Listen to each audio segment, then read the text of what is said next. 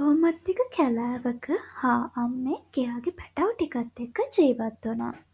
දවසක් හා අම්මා පැටවුන්ට කිව්වා අද අපි ඔක්කොම එකතු වෙලා කේක් එකක් හදමු කියලා. හැබැයි ඉතින් මේ ගහපු එක කම්මැලි හාපැටියෙක් ඉක්මනටම ගිහිල්ලා නිදාගත්තා. හැබැයි අනිත් පැටව් ටික නම් අම්මට කේක් එක හදන්න ගොඩාරියක් උදව් කරා. කොහොම හරි කට්ටියම එකතු වෙලා අන්තිමට කේක් එක හදලා ඉවර කරා. ඒ ඉවර කරාට පස්සේ අර කම්මැලි හාපැටියත් ඇඳෙන් නැගිටලා කේක් කන්න ආවා. ඊට පස්සේ කම්මැලි හාපැටියට හාම්මා කිව්වා ඔයාට කේක් හදන්න අමාරුයි වගේම කේක් කන්නත් අමාරුයිනේ. ඒකින්ද අපි ටික විතරක් කේක් කන්නම් කියලා. මේ ගහපු කම්මැලි හාපැටියට ලැජ්ජයි වගේම දුකත් හිතුණා. කම්මැලි හාපැටියා දුකින් ඉන්නවා දැකපු එයාගේ සහෝදරයෝ ටික එයාටත් කේක් කෑල්ලක් දුන්නා. ඊට පස්සේ හැමෝම සතුටින් කේක් කෑවා.